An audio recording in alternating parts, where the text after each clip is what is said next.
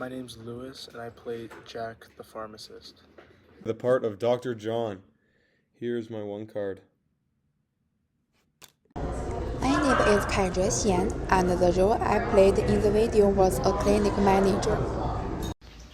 Hello, professors. My name is Ruwen Xie. This is my ID card of U of A. My task of the group project is the narration of the opening and conclusion. Alright, I'm just recording my intro for our group project submission. My name is Tommy Jakuzik. I played the role of an IT specialist, and here's my ID.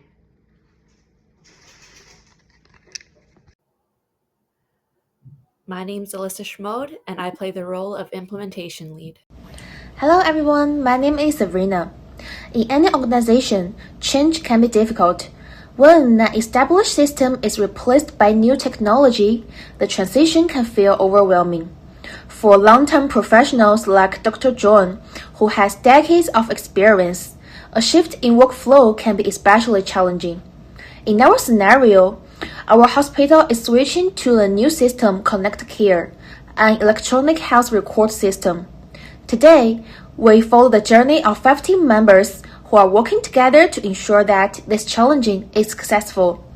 But lead to effectively through change, they must also apply leadership theories, such as Fiedler's contingency model of leadership. This model suggests that a leader's effectiveness depends on how well their leadership style matches the situation. I've been practicing medicine for over 10 years. I've always used paper charts. This new system, Connect Care, it's way too much for me. I don't even know where to start. Dr. John, I completely understand. Fiedler's model teaches us that leadership isn't a one-size-fits-all approach. It's about assessing the situation. I know that you've been doing things differently for decades, and that requires a different leadership style than if I was working with someone with less experience. I'm here to offer support and patience as we work together on this transition. We'll take this one step at a time. I also know how you feel, Dr. John. When I started, I had the same hesitations, but it gets easier with time, especially when you break it down into smaller steps. In fact, Fiedler's model suggests that when there's a strong relationship between the leader and the follower, it makes the transition smoother. We'll get through this together. As the implementation lead, I need to draw on emotional intelligence to understand Dr. John's concerns and guide him through this transition. According to the Fiedler's model, leadership effectiveness is determined by 3 factors: leadership-member relations, task structure, and leader power. In this case, our relationship with Dr. John is strong, but the task feels unstructured and overwhelming for him. This is why I'll use a more supportive and relationship-focused approach for him. Okay. In this scenario, competence in technology is equally important. I'm here to offer the technical support that's needed for Connect Care. Fiedler's model suggests that the leader's style must be adjusted depending on the situation. I'm using a task-oriented leadership approach here, focusing on guiding Dr. John through the technical steps. This is about making sure he feels confident within the system. As leaders, we must also be patient. Change is uncomfortable, and Fiedler's model tells us that the more difficult the situation, the more we need to adjust our leadership style to meet the needs of those we lead. That's why we focus on building resilience and making sure no one feels left behind. One effective way to foster resilience is by breaking down the transition into smaller, more manageable steps. Instead of expecting perfection, we celebrate progress.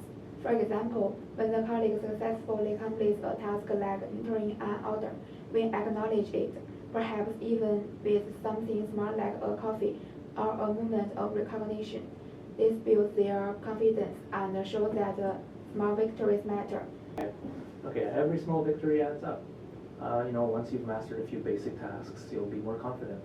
We'll keep celebrating these wins to stay motivated.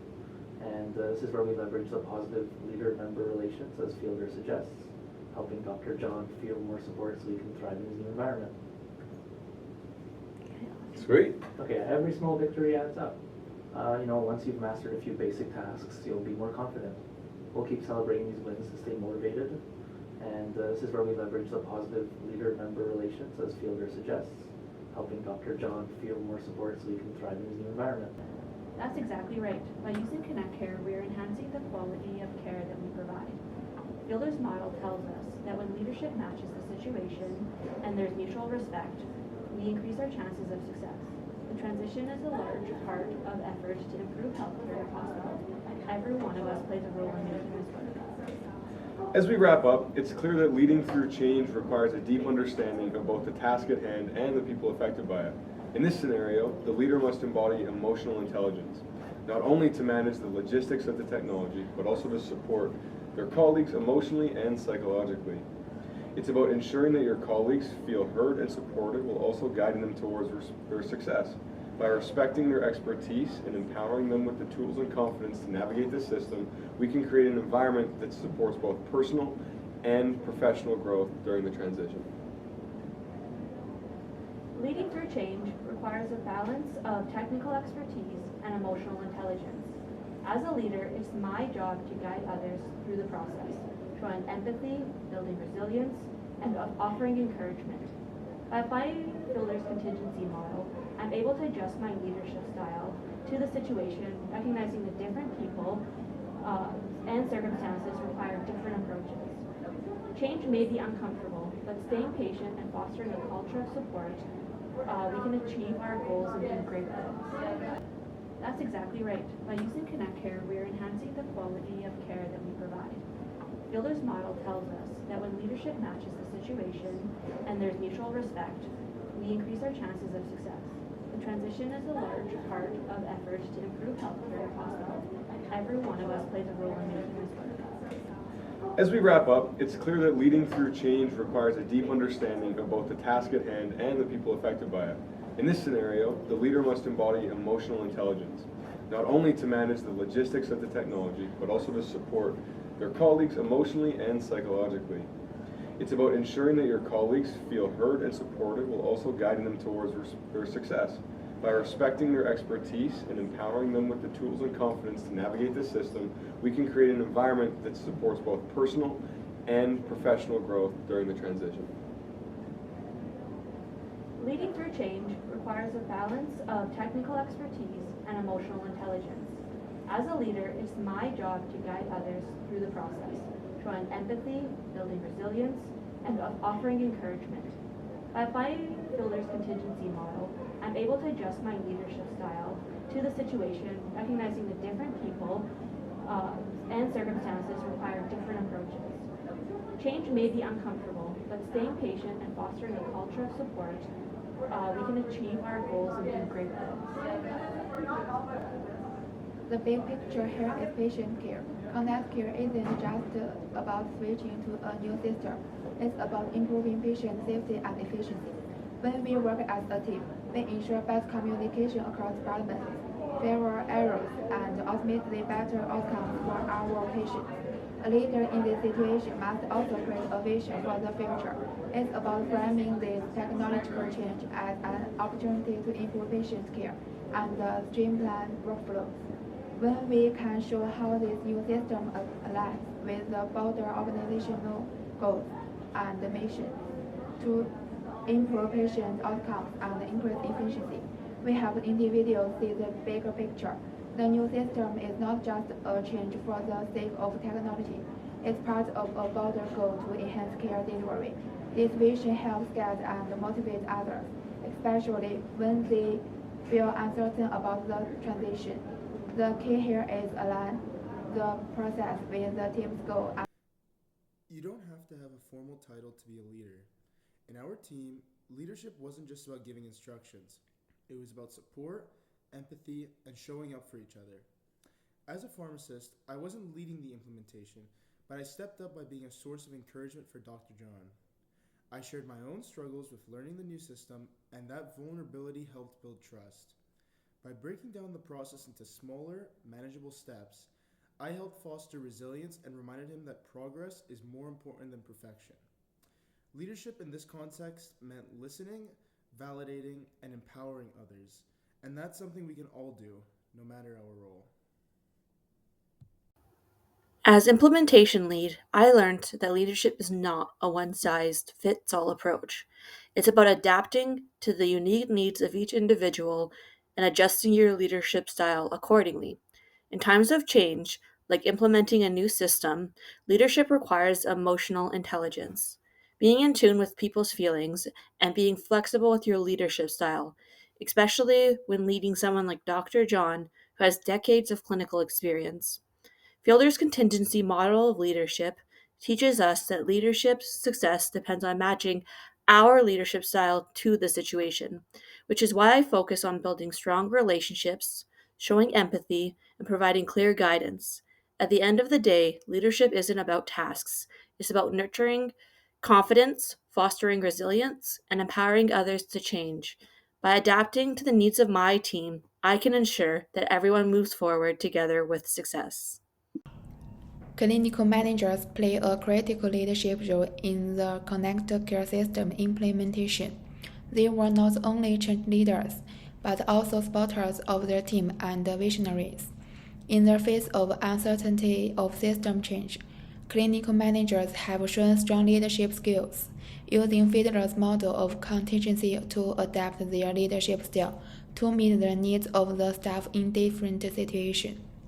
They emphasize patience and resilience, breaking down the transition process into small steps and boosting employee confidence by recognizing small daily improvements, creating a positive climate for continuous improvement.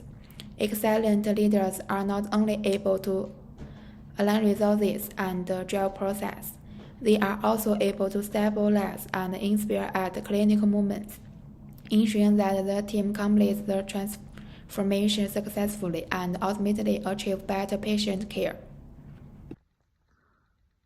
Playing the role of the IT tech was quite important for Dr. John to actually complete the task at hand. Even though, I may not be the implementation lead or the doctor himself, it was my duty to ensure that I teach him and, pass on my skills to Dr. John so he's able to complete the task successfully. With that comes I have to hold myself accountable.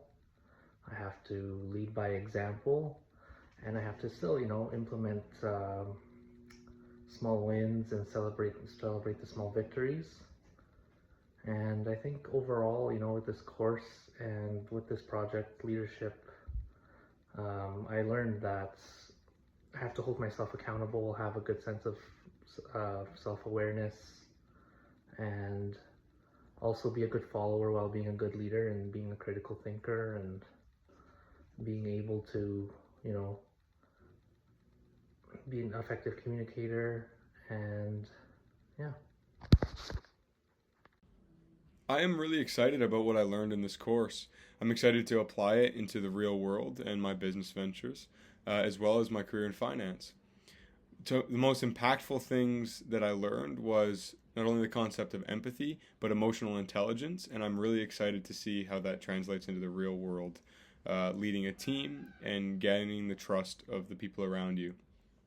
This course has done a lot for me in terms of the way I view leadership, and it also has helped me to kind of pick out some of the leaders in my life that I really admire and respect and want to look up to.